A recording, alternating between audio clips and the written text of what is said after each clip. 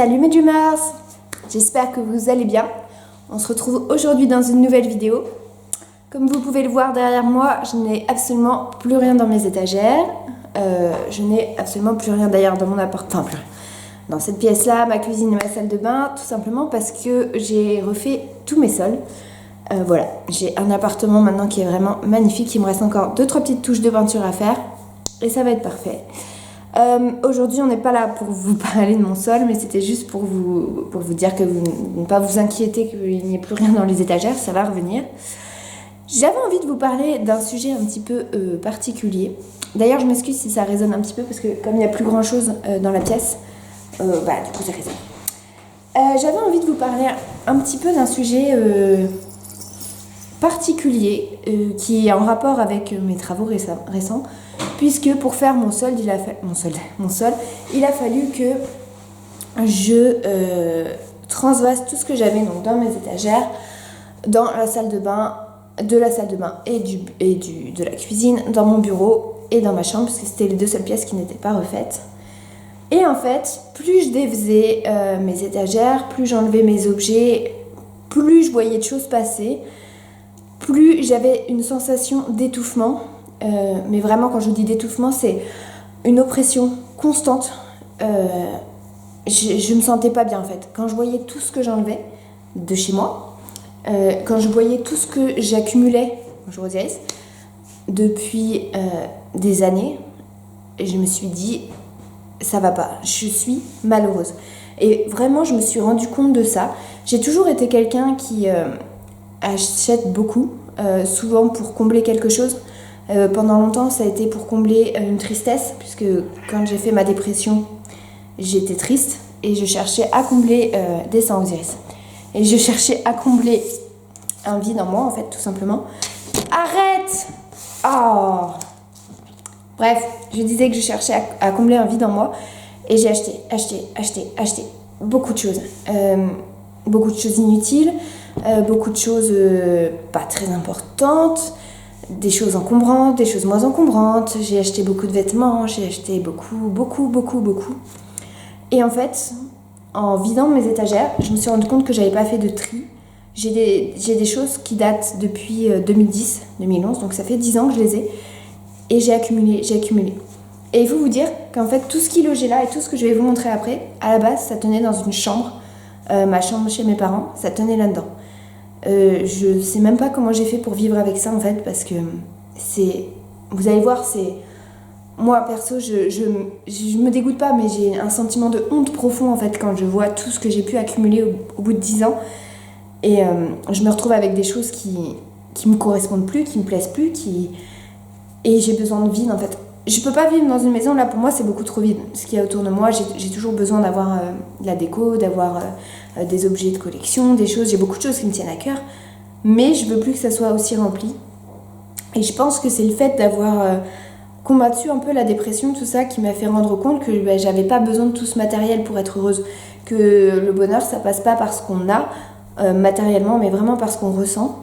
Et je pense que c'est quelque chose qui aujourd'hui me parle le plus. Alors, clairement, je vais pas me cesser d'acheter des choses parce que je suis comme ça, j'ai envie d'avoir des choses.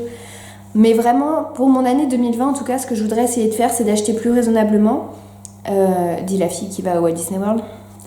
Mais vraiment d'acheter plus raisonnablement dans le sens où je voudrais mettre mes sous dans des plus beaux souvenirs et peut-être des choses qui me tiennent plus à cœur et pas des petites babioles comme j'avais l'habitude d'acheter. Donc voilà, je vais vous montrer l'étendue du bureau pour que vous puissiez vous rendre compte de vraiment à quel point je suis quelqu'un de bordélique. Donc dites-vous que tout ce qui est dans le bureau, là, tout ce que je vais vous montrer, c'est la taille de la chambre que j'avais chez mes parents. Peut-être un chouïa plus petit, mais pas très loin. Dites-vous que ça tenait dans une chambre. Donc je vais quand même vous montrer. Alors, si vous me voyez boiter, c'est normal, j'ai des gros problèmes de dos en ce moment. Je vais essayer de tourner la caméra dans l'autre sens. Touc. Donc ici on a un chat, mais voilà, donc du coup ça fait tout vide, puisqu'en fait le peintre a refait tous les sols, et donc évidemment il fallait que ce soit tout vide. Vous voyez, tout mon couloir est refait et tout, c'est trop joli, je suis trop contente. Tu dis bonjour? Non? Bah désolée, vous n'aurez pas bonjour, venez. Donc j'avais mis les chats dans ma chambre pendant la période de... C'est pour ça qu'il y a un arbre à chat. Voilà. Et donc là, c'est l'objet. J'ai beaucoup de mal à y rentrer parce que je ressens une très très forte oppression quand j'y suis. Donc voilà, c'est un peu compliqué de vous montrer tout ça. Hein. Clairement, j'en suis pas très fière, mais je pense que ça peut vous faire du bien aussi de vous rendre compte.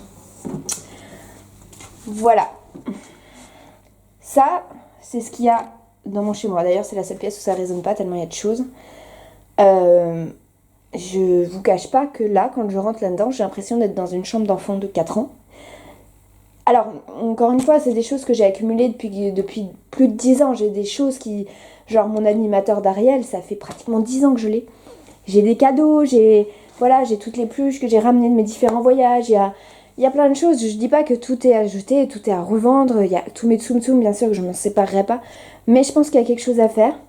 Là, il y a 2 gros cartons. Enfin, vous voyez pas, il y a des choses dessus, mais c'est rempli de petites babioles, de petits trucs. Et moi, je veux plus vivre. Là, j'ai plein de DVD. Là, je vous ai pas montré non plus. Donc ça, c'est la partie, voilà, un petit peu peluche, tout ça. Mais il faut savoir que j'ai également... Ici, j'ai que des livres. Voilà. Donc, sans vous mentir, c'est que des livres, tout ça. Voilà.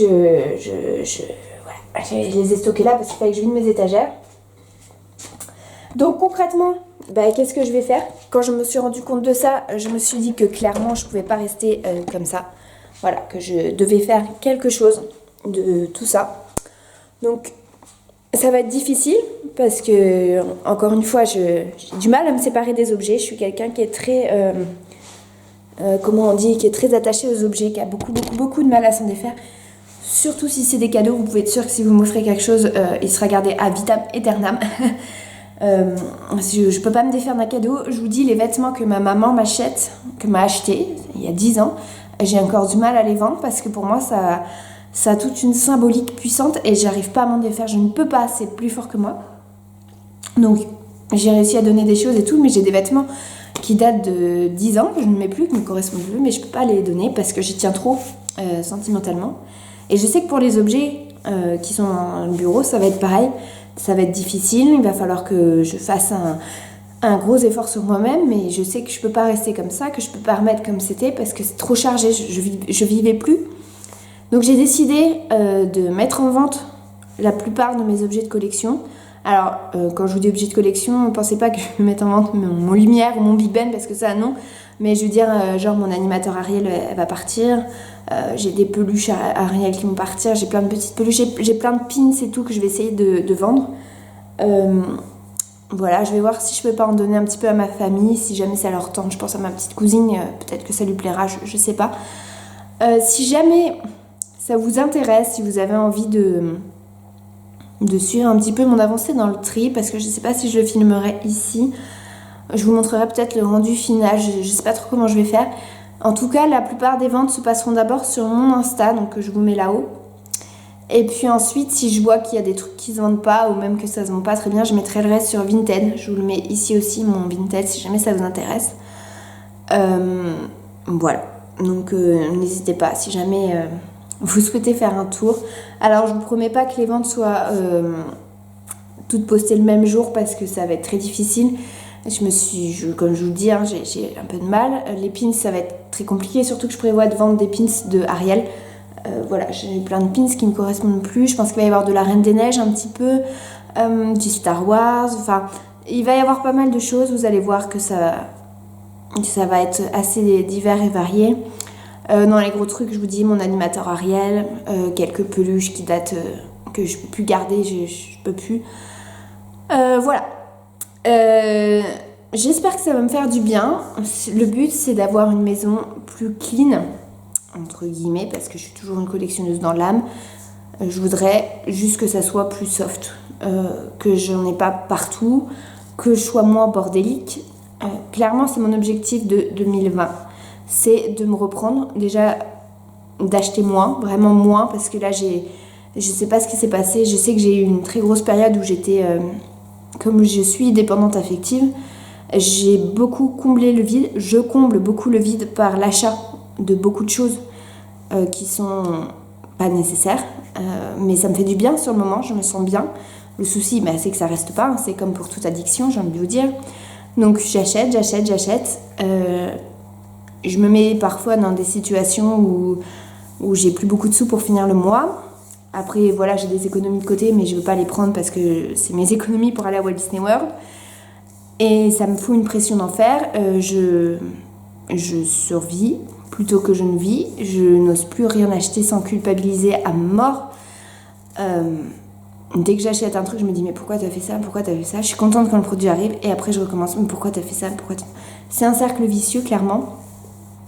Aujourd'hui, j'ai envie de me consacrer plus déjà à moi-même. Déjà guérir cette dépendance affective qui a du mal à partir, je pense. Clairement, on peut le dire. Voilà, je sais que je vous avais dit que je ferais une vidéo, mais c'est une vidéo qui est vraiment pas facile à tourner. Donc je sais pas quand est-ce qu'elle va sortir. Je vais essayer de la tourner là bientôt. Je pense que ça pourra me faire que du bien d'en parler. Donc je vais essayer de sortir de cette dépendance affective. Je vais revendre des choses. Il va y avoir des vêtements aussi, je vous l'ai pas dit, mais il va y avoir pas mal de vêtements. Je vais essayer de me débarrasser de pas mal de vêtements qui me correspondent plus. Puis voilà, écoutez, si vous souhaitez avoir plus d'informations, je vous invite à suivre mon Insta. Et puis voilà, moi, mes dreamers, écoutez, je vais essayer de... Là, je vais me reposer, parce que comme je vous ai dit, j'ai le dos en compote. Je ne rentre pas dans la pièce. À l'heure où je tourne cette vidéo, on est un mercredi et je ne rentrerai pas dans la pièce avant samedi minimum, parce que là, j'ai pas trop les idées claires, puisque en plus, il faut savoir, si vous me suivez depuis un petit moment, donc vous savez que j'ai fait une dépression de ça, que je suis en train d'arrêter mes cachets d'antidépresseurs. Donc je suis très contente, je suis ravie, tout ça. Simplement, ça s'accompagne de beaucoup d'effets secondaires, comme par exemple la dépression.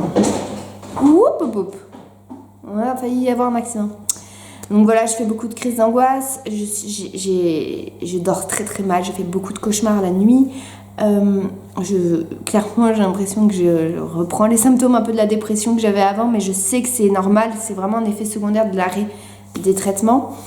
Donc c'est pas une phase très évidente, je vous le cache pas, sachant que je diminue, pour l'instant je prends 15 jours sur 2 et qu'après il faut encore que je passe à 2 jours par semaine.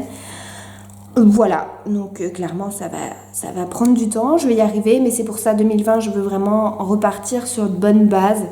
Je veux moins dépenser, vraiment je veux moins dépenser et dépenser mieux. C'est vraiment mon objectif de 2020. Osiris! Eh non mais les chats c'est insupportable, hein. Elles voient un bouton et... Je veux aussi plus m'occuper de mes chats parce que c'est vrai que... Alors, je ne les ai pas délaissés, ils ne sont pas malheureux, Soline peut en témoigner. Mais j'ai fait passer quelques besoins, alors pas de besoins physiques, hein, bien sûr, s'ils sont malades, je file chez le veto et il n'y a pas de souci. Mais plutôt des besoins matériels, comme par exemple, je voudrais leur acheter une fontaine à eau, je voudrais leur acheter une autre marque de croquettes. Voilà, il y a des petites choses comme ça que j'ai mis un peu de côté pour mon plaisir personnel et voilà, j'en suis pas très fière.